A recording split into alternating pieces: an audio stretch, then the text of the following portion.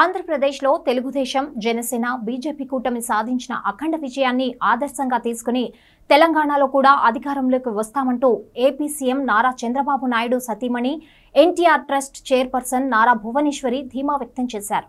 తెలంగాణలో తెలుగుదేశం పార్టీకి పూర్వ వైభవాన్ని తీసుకొచ్చేందుకు కృషి చేస్తున్నామన్నారు. ఏపీలో వచ్చినట్టుగానే తెలంగాణలోనూ టీడీపీ భారీ మెజార్టీతో అధికారంలోకి రాబోతుందంటూ టీడీపీ కార్యకర్తల్లో ఉత్సాహాన్ని నింపారు.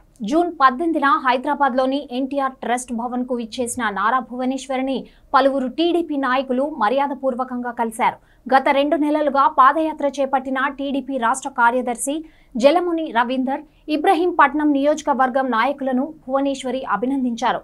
యాదాద్రి భువనగిరి జిల్లా యాదగిరిగుట్ట వరకు 70 కిలోమీటర్ల పాదయాత్ర చేసినట్లు నేతలు భువనేశ్వరికి వివరించారు. టీడీపీ సిద్ధాంతాల గురించి ప్రజలకు వివరించినట్లు తెలిపారు. తెలంగాణలో తెలుగుదేశం పార్టీని బలోపేతం చేసేందుకు మొత్తం 17 మంది నల్గొండ జిల్లాలో పాదయాత్ర చేసినట్లు పేర్కొన్నారు. ఈ నేపథ్యంలోనే నారా భువనేశ్వరి ఆసక్తికర ట్వీట్ చేశారు. నాడు నిజం గెలవాలి కార్యక్రమంలో ప్రజల ఆవేదన చూశానని, బాధలు విన్నానని, ఇబ్బందులు తెలుసుకున్నానని, అణచివేతను అర్థం చేసుకున్నానంటూ భువనేశ్వరి చెప్పుకొచ్చారు. తాను కోరుకున్నట్లుగానే అద్భుతమైన ప్రజా తీర్పుతో ఏపీలో ప్రజాపాలన మొదలైందన్నారు.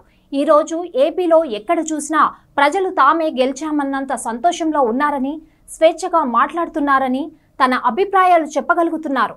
నాడు జరిగిన అన్యాయాలను నిర్భయంగా ప్రస్తావిస్తూ తాము పడిన క్షోభపై గళం విప్పుతున్నారని వివరించారు. హలో పీపుల్, నేను మీ సంజు అఫీషియల్. సో మనం వచ్చేసి ఎస్ఆర్ న్యూస్ని సబ్స్క్రైబ్ చేసుకుందాం, లైక్ చేసుకుందాం, మరికొన్ని అప్డేట్స్ కోసం వెయిట్ చేస్తూ ఉందాం.